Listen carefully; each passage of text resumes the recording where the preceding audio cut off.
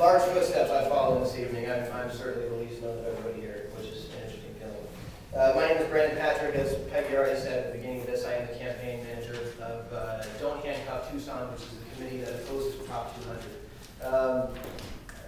Our speakers this evening have, I think, all made excellent points, and I'd like to perhaps bring a few of them a little bit further along.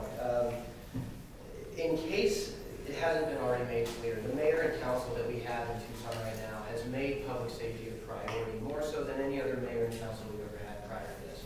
As was already said, in 2006, they did approve the financial sustainability plan, and since then we have 80 more officers on the street than we did in 2006, and crime has been falling. Violent crime is 22% down in the last 3 years. Property crime is 8% down. And this isn't only a 4-year trend, ladies and gentlemen. This has been happening for more than a decade. In the last 14 years, violent crime has fallen 50%. Property crime, I'm sorry, I take that back. Property crime has fallen 50%. Violent crime has fallen 37% in the last 14 years. And crime as a whole has fallen 24%. So the first thing I can't help but think of is that this initiative certainly undercuts the good work that our great men and women have been doing all along. They've been laying it on the line every single night on these streets in Tucson, and they're doing an excellent job. The second thing I want to mention, which they already have, of course, is that this is an unfunded mandate. No matter what happens in the future of this city, short of a second election, which will only cost more money, the city council and the mayor will have no choice but to fund these loans. If it hasn't already been made clear to everybody in the room, we currently fund public safety at 64% of the general fund. The proponents of Prop 200, which do include Jim Click and the Southern Arizona Home Builders Association and the Tucson Association of Realtors, they seem to believe that this is worth bringing us to 75% of the general fund. Now, to put that in perspective, to kind of piggyback on what Mr. Manager said to us earlier, currently at 64%, we give precisely that amount to public safety and public safety-related expenses. We have right now a $30 million deficit that is set to grow. That means the remaining percentage has to incur the entire the rest of the general fund that we have in effect, which includes all the programs that we've heard about.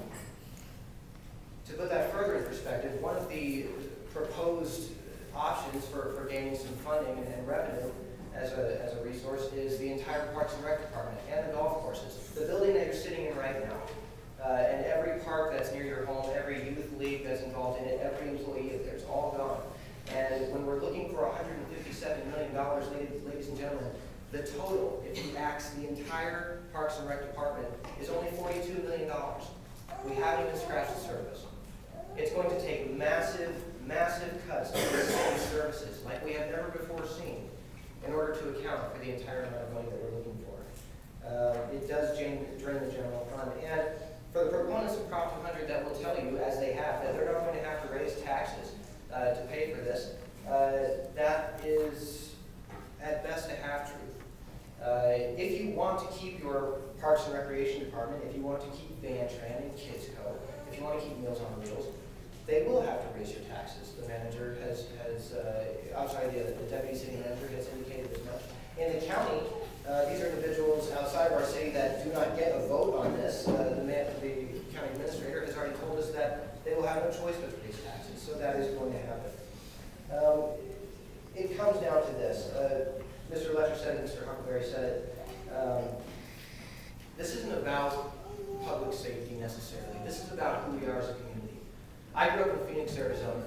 I was stationed in Tucson after joining the military. I've since separated from the military, and I know, having compared the two, that Tucson has more identity in one square block and more community in one square block than the entire metropolis of the greater Phoenix area.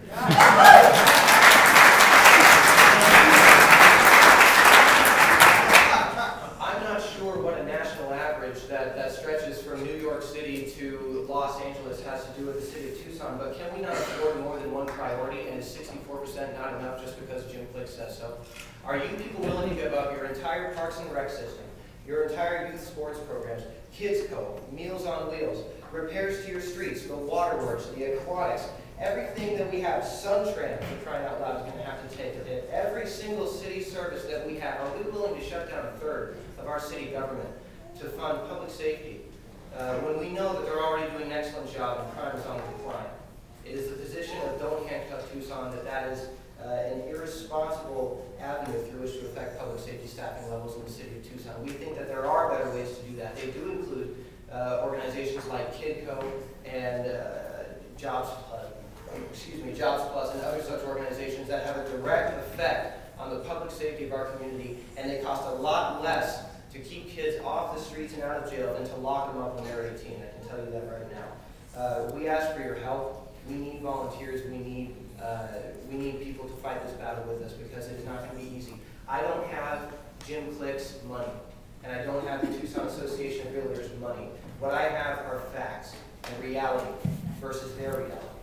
But all the facts in the world and all of the good words spoken by these people tonight do not mean a thing if we cannot rival the megaphone that they have. And that $200,000, ladies and gentlemen, is a giant megaphone.